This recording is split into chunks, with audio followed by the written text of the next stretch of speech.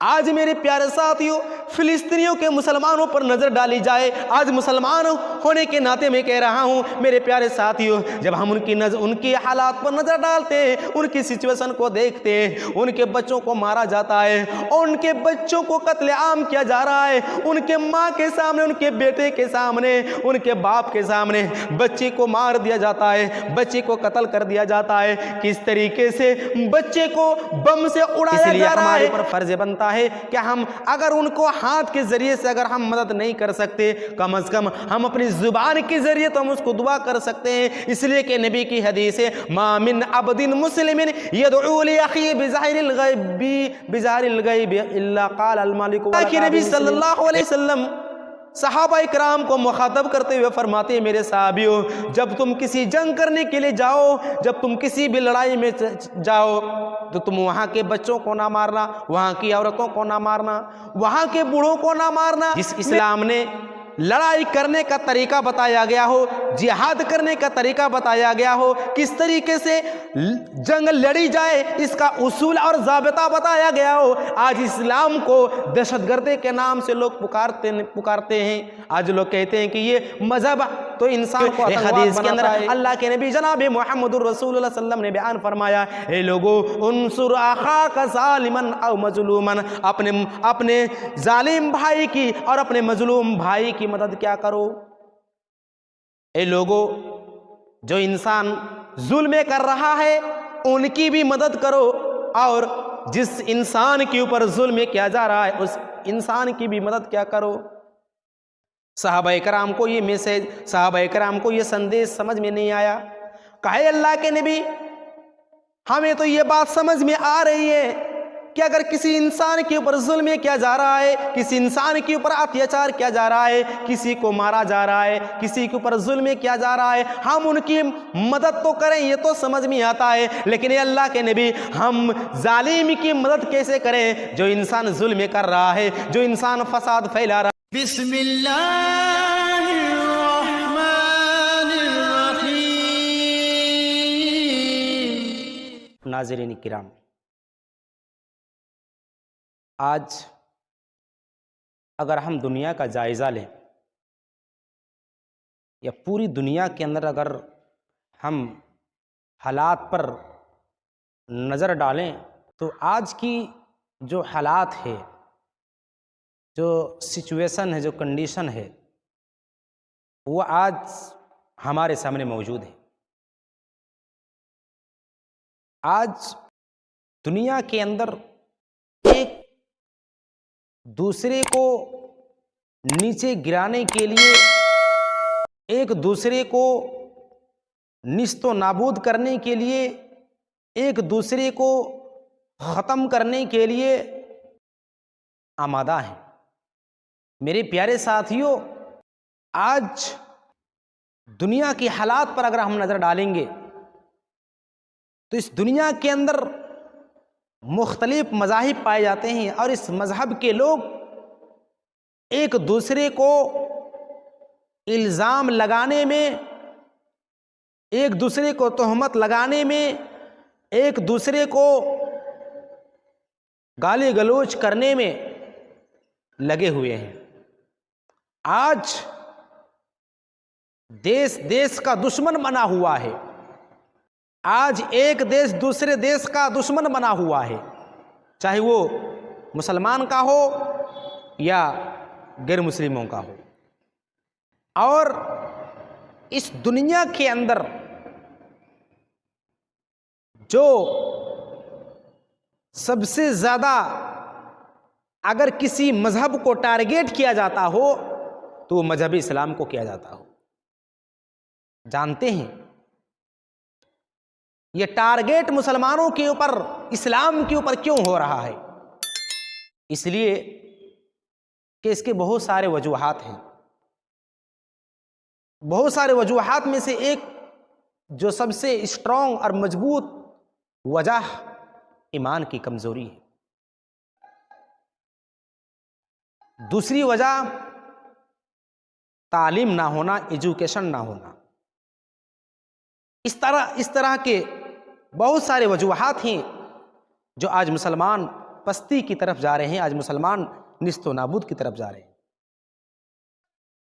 فی الحال آج کی حالات پر اگر آپ نظر ڈالیں گے تو جو آج ہمارے نظروں کے سامنے جو ابھی چل رہا ہے اسرائیل اور فلسطین کا، جو آج ہم مشاہدہ کر رہے ہیں،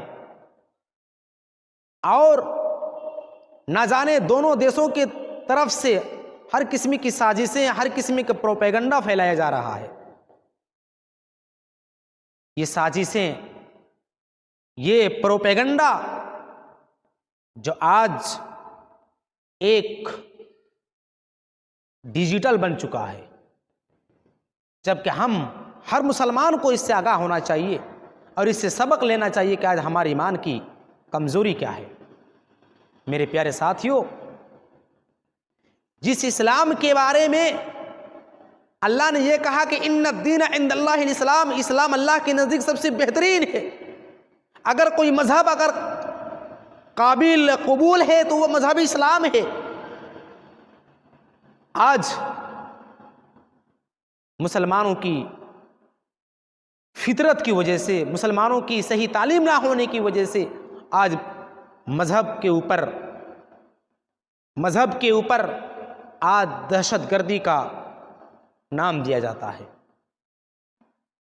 آج طرح طرح کے اسلام کے خلاف پروپیگنڈا کیے جا رہے ہیں۔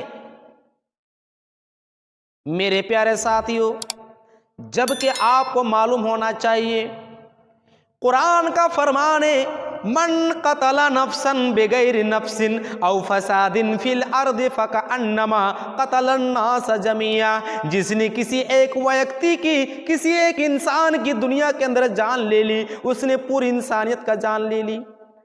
جس اسلام نے یہ کہا ہے، جس اسلام نے انسانیت کا درس دیا ہے، آج اس اسلام کو مذاق اڑانے کے لیے اس مذہب کو ٹیررزم کے نام پر لوگ پکارنے لگے ہیں۔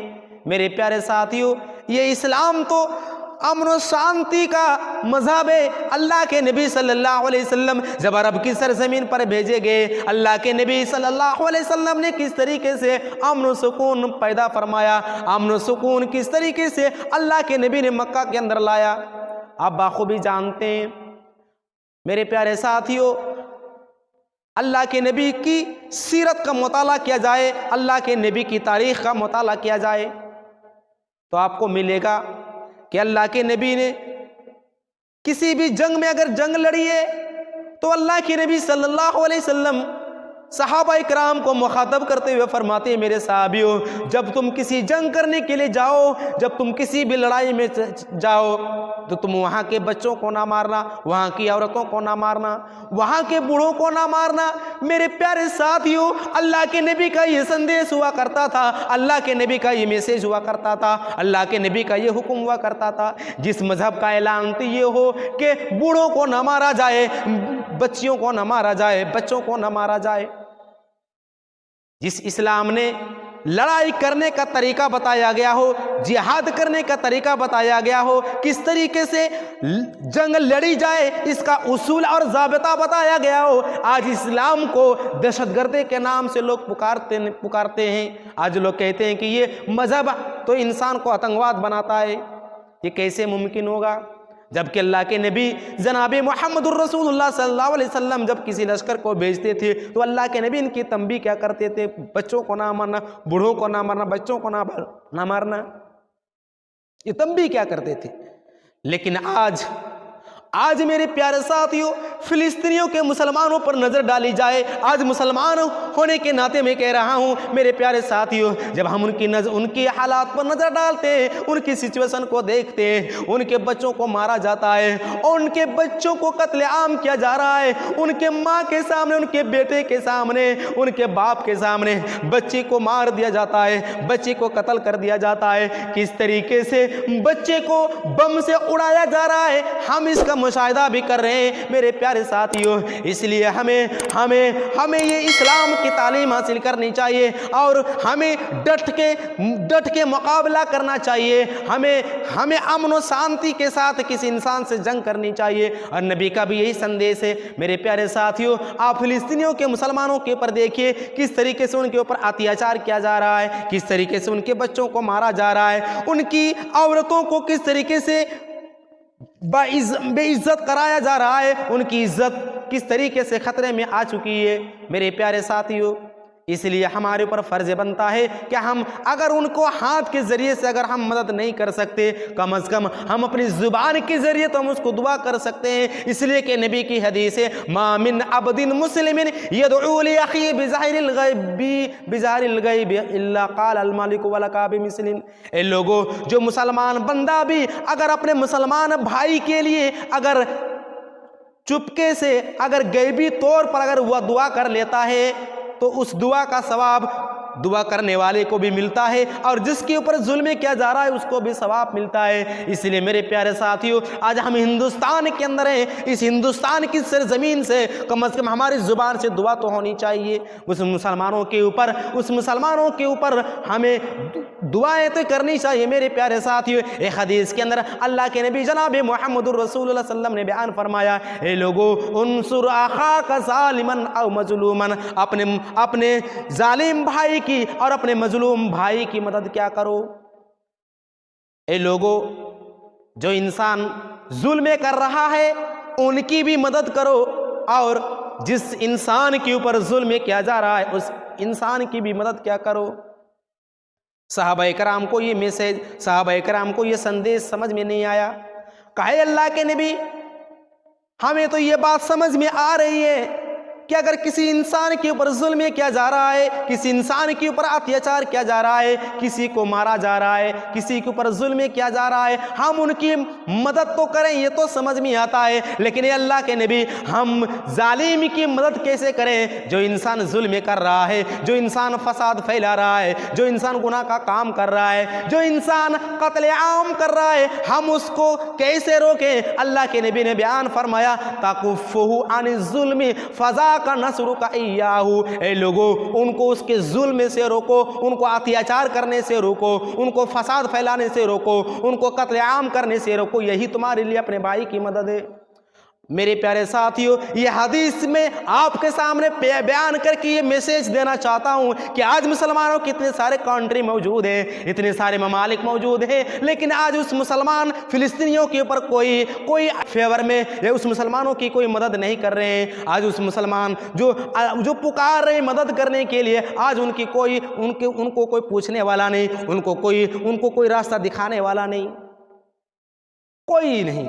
نہ اسرائیل کے خلاف کچھ ہو رہا ہے, نہ ہی مسلمانوں کو بچانے کی کوشش کی جا رہی ہے. میرے پیارے ساتھیوں اللہ کے نبی کی حدیث یہ ہمیں سندیش یہ میسیج دے رہے ہیں کہ ظالم کی بھی مدد ہم کیسے کریں اور مظلوم کی ہم مدد کیسے کریں. اس چیز کو اپنے سامنے رکھتے ہوئے ہمیں کوشش کرنی چاہیے کہ ہم کم از کم زبان کے ذریعے سے ہم ان کے لیے دعا کریں. اگر ہم ہاتھ کے ذریعے سے نہیں کچھ کر سکتے تو کم از کم ہم زبان کے ذریعے سے ان کو دعا دے سکتے ہیں. آخر میں اللہ سے یہی دعا ہے کہ اللہ ہم تمام مسلمانوں کو اسلام کی پابندی کے مطابق عمل کرنے کی توفیق عنایت فرما. اے اللہ جن مسلمانوں کے اوپر اتیاچار کیا جا رہا ہو اے اللہ ان کے اوپر تو رحم فرما. اے اللہ جن لوگوں نے یہ سوچ رکھا ہے کہ ہم اس دنیا سے مسلمانوں کو مٹائیں گے, اے اللہ ان کی اس سوچ کو, اس فکر کو اے اللہ تو چینج کر دے, اس کو بدل دے. اے اللہ ان ظالموں کو اے اللہ تو اتنا سختی سے بدلا لے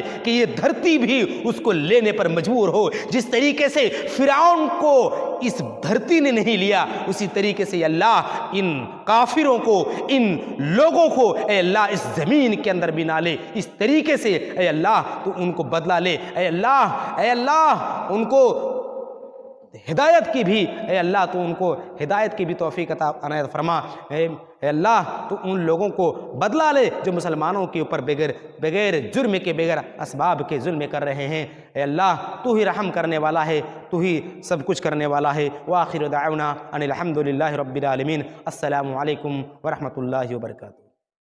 عداوت مجھ سے کیوں اتنی، میں تو قرآن کا داعی ہوں، رسول اللہ کا وارث، صحابہ کا سپاہی ہوں،